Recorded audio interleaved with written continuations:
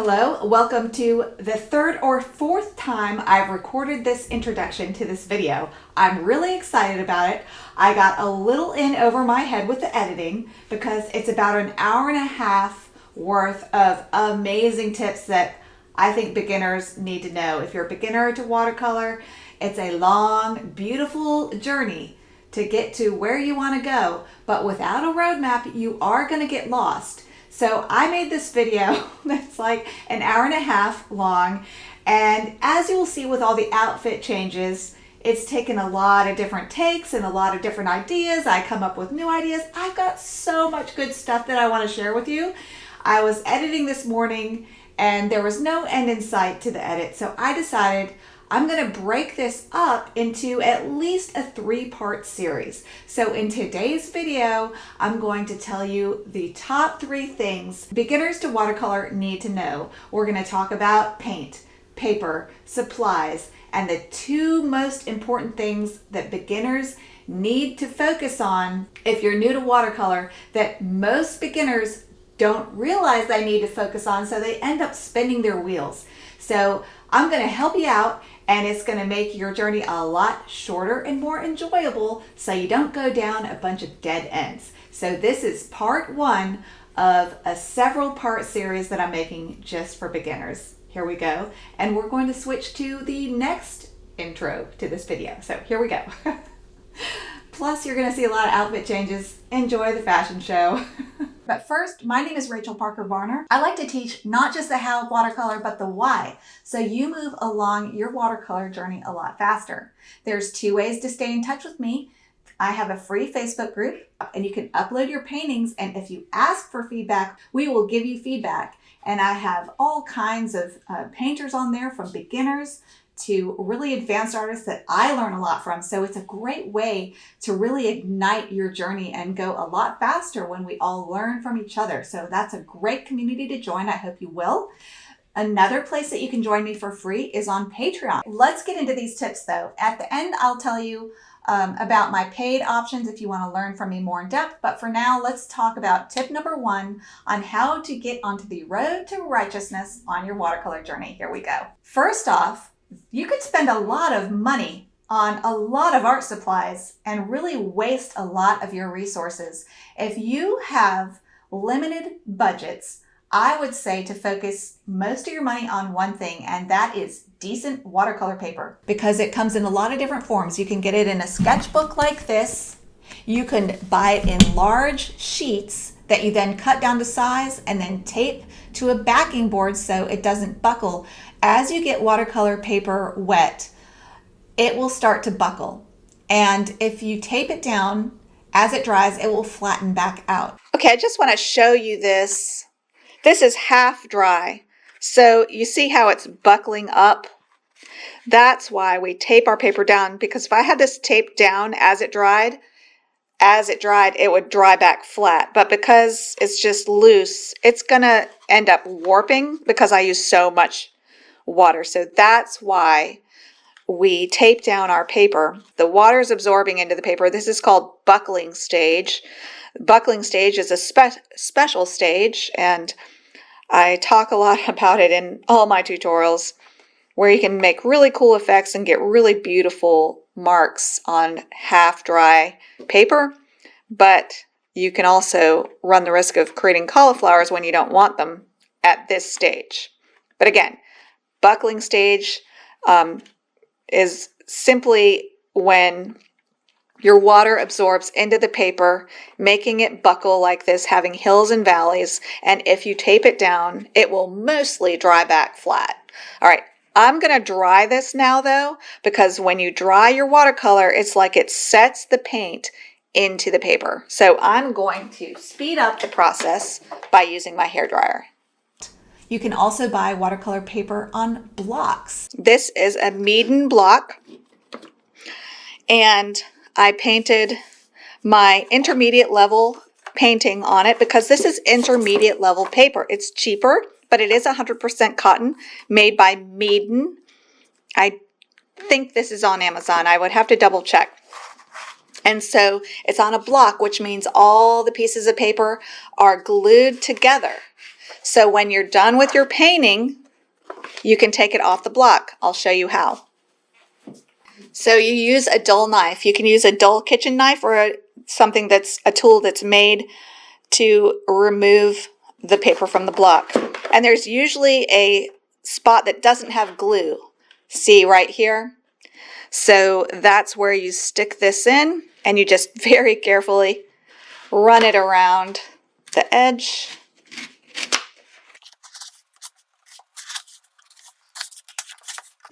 There's my painting of Boss, which is an intermediate level tutorial. I also did a super beginner level of this same exact image.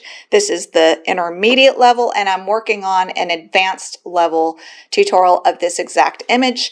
And I used different papers for each different level. I used a beginner paper. For the beginner tutorial, I used my Canson XL paper, which is this. This is the beginner level. It's not 100% cotton. And then for my intermediate tutorial, I used 100% cotton, but still cheap paper, and I got great results. And then for my advanced tutorial, I used the most expensive paper, Arches Cold Press watercolor paper. All right, so we took that off the block, and now this is ready to paint on again. And because it's glued down, it doesn't have that problem of buckling up whenever you paint on it. I prefer to buy large sheets of really good quality paper and cut it down to the size I want. And then I tape it down to a backing board like what framers use, or a gator board, or you can get cardboard and just wrap it in duct tape. For these little, I'm doing a postcard project with my students. And so for these, I don't tape them down or anything. I just paint on them, and they do buckle. If they buckle too much for you, you can get them damp on the back and then put them between two heavy books overnight and let them dry, and they'll flatten back out. So there's lots of YouTube videos about how to do that as well. So if the buckling bothers you, there are ways to fix that. The best paper considered by most in the know is Arches Cold Press watercolor paper. It's the most friendly watercolor paper, and the reason why is that it almost blends itself. It doesn't get blotchy. It allows for you to fix your mistakes and use a stiff scrubber and really scrub the heck out of it. By the way, I do have a whole tutorial that for free on my YouTube channel about scrubbers. You really need to know about those so you can learn how to soften edges and fix mistakes. I will put a list of binge-worthy videos, including my scrubber video, in the comments. So be sure to check out the comments for that list of videos to watch after you watch this video. Good paper will allow you to fix mistakes more easily. It will allow you to paint with more layers. It will make your colors look brighter and more exciting, so you feel invigorated by your results. There's so many reasons why you should use good paper. If you can't use good paper, my favorite paper that I have used, and I've actually used it in tutorials for beginners so that we're all using the same supplies, is my Canson XL watercolor paper. Canson XL watercolor paper is a cold press surface, but it's not 100% cotton. For the most part, I've had some beautiful results, including I painted this wood duck on this. This whole sketchbook costs under $15, and I was able to paint this beautiful wood duck on this paper. I was really shocked. I also did a more beginner-friendly tutorial for my beginners of a wood duck with this paper. So be sure to check that out on my Patreon, which I will tell you more about later. I've also been pleasantly surprised by this paper. It's by Paul Rubens, and it's actually glitter paper, but you don't really see the glitters, but the painting and the colors look so bright on it. I really enjoyed painting on this paper. And by the way, I will leave links to my favorite supplies in the description and in the comments, and also for a more thorough supply list, be sure to check out rachelstudio.com/supply list. The other thing that I would not waste a bunch of money on if you're just starting out is a bunch of paint tubes. That can get so expensive. Instead, focus on just a few colors. I do have a video of my 10 favorite colors, and these are my 10 favorite paint colors, and I use them for portraits, for landscapes, for animals, everything. And I rarely use more colors than this. So I only need about 10, maybe 12 tubes of paint to really give me everything that I need. If you really want to be bare bones about it, you can really start painting with just 3 colors. Yellow, I personally prefer Holbein Aureolin, M-gram Naphthol Red, and this one's Daniel Smith, but I like Winsor & Newton French Ultramarine, and those colors all mix together beautifully to create all the other colors you might need. Plus, you could get a tube of black and white. That's really all the paint you need. You don't have to get art quality. These are about $10 to $15 a tube. You can get the Winsor & Newton Cotman line. Temu, Marie's Master watercolors off Temu are real pigment watercolors, meaning they're not made from cheap ink and some sort of filler like they use in Crayola toy watercolor or the cheaper watercolor paints you're going to get that look chalky and they're very staining and they're not real pigments. Now, if you're a super beginner and you haven't bought good paint, you're just limping along with student grade paint, but maybe you're ready to upgrade. For under $50, I highly recommend this palette.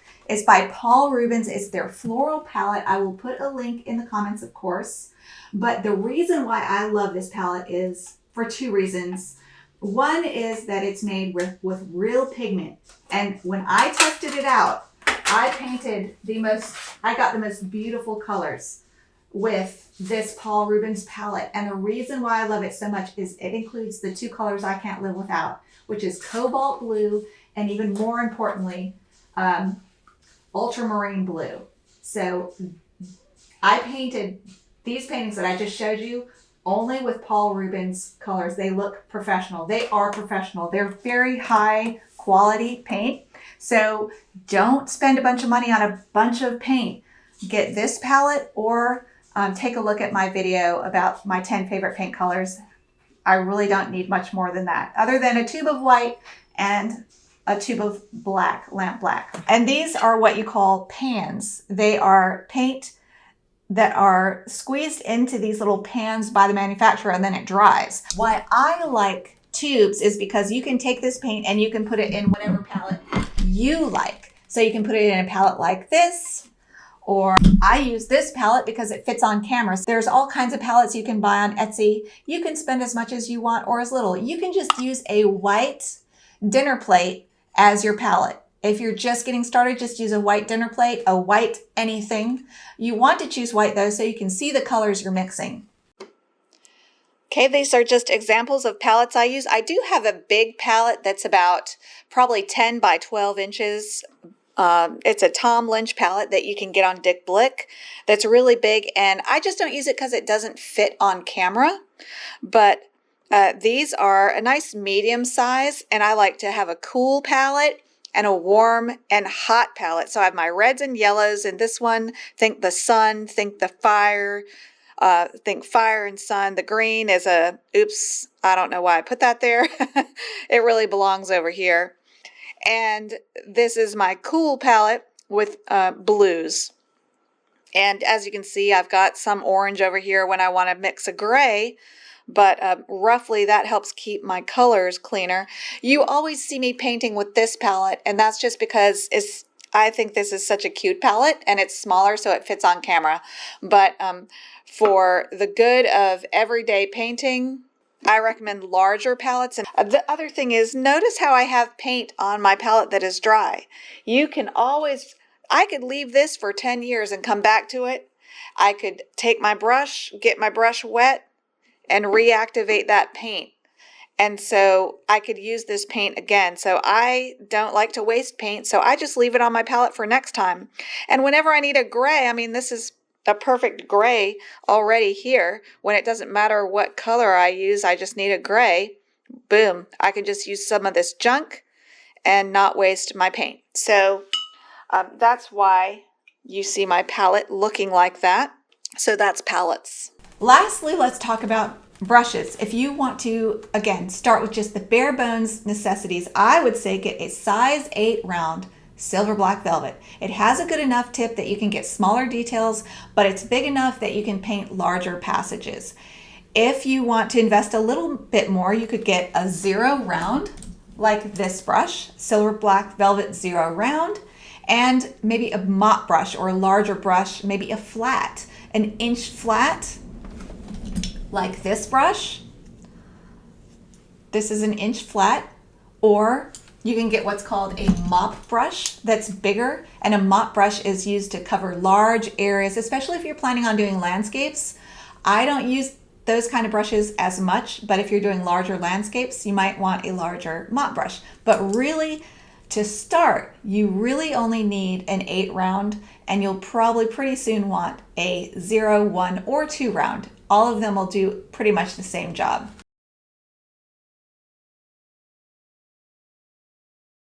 All right, the next tip that I want to give you is if you want to paint dreamy realism like what I paint, or anything that's realistic, it's really important. The number one most important thing is to get your drawing accurate.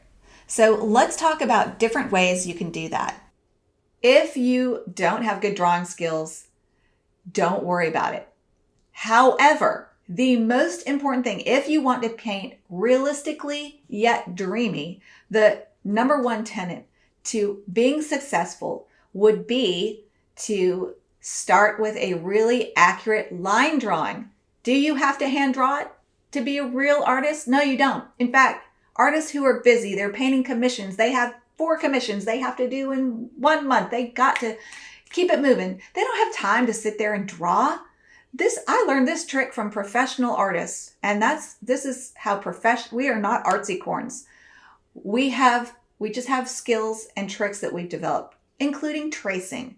There's all kinds of different ways to trace. I have a whole video I will link in the description that's probably, I think it's the number 2 best ever performing video on my channel, is how to use this free app to trace. So be on the lookout for that. There's also this if you don't have a printer, you don't have a computer, you have a basic setup of just a smartphone, there's this free app called DaVinci Trace or Draw. I'll look it up. But what it does is that here, and I'll show you some footage. What it does is you have the picture on your phone, and then you put your phone over your paper, and so your camera is on your phone, and it sees where your hand is, and you can just follow on your camera where the edges are, and you can draw on your paper looking through your camera on this app. Let me show you how to do it. Oh my gosh, this is so cool. I just discovered this. I love it. And this version is free, and I wasn't perfect in how I use this, but I think if you played with this app, you could really get good at using it, and it would just really be cool. It's a cool way to get your basic proportions right, so you get an accurate drawing. And that is the number 1 foundational, most important thing, is to get your drawing right. Let's talk about getting your reference on the paper. Just know that drawing and painting are 2 different things, 2 different skills.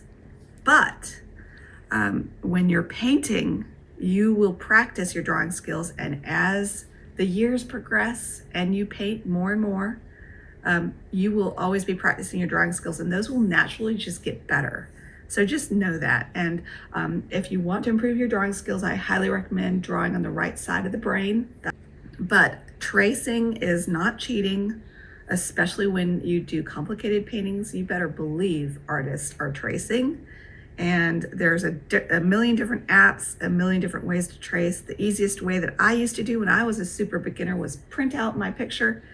And if it was too big, I would print out several different parts of the picture and tape them together, put them on a window, and trace that way. And then I got a light board, a light box, and I used that to trace on. These days I trace in an app.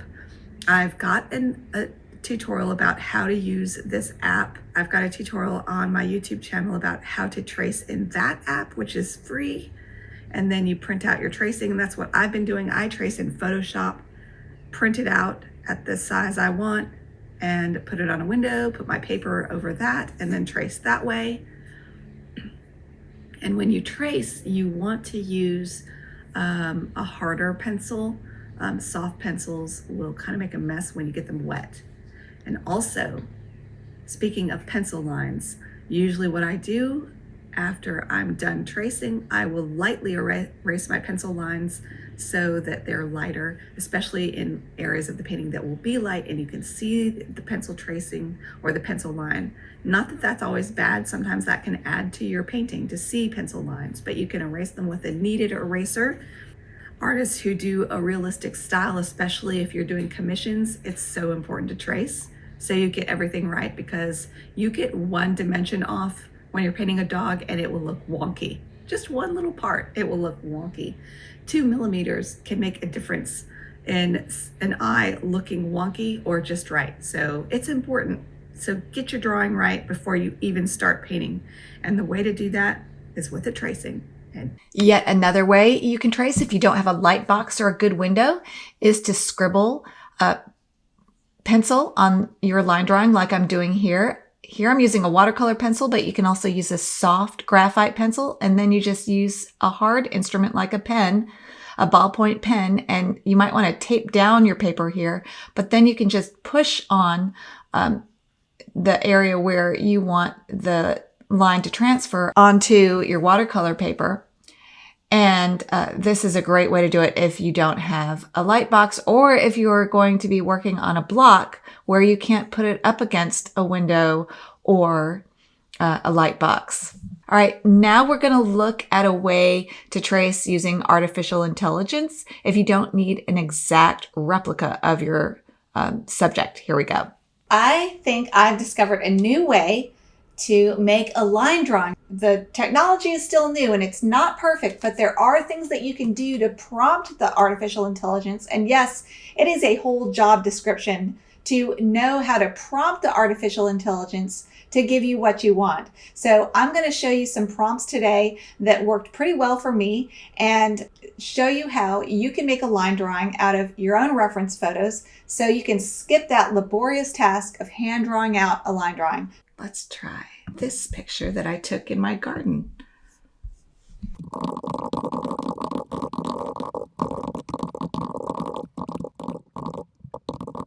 right, let's see what it does with this. Okay, so it's getting the houses in there. This is better than Midjourney, which is interesting because Midjourney is typically a better app for making beautiful pictures. So that's interesting. Not bad. Pretty accurate. So it just depends on what your artistic goals are, how accurate you need your line drawing, but that's pretty good. Could be better. Let's try and see what it would do with a person.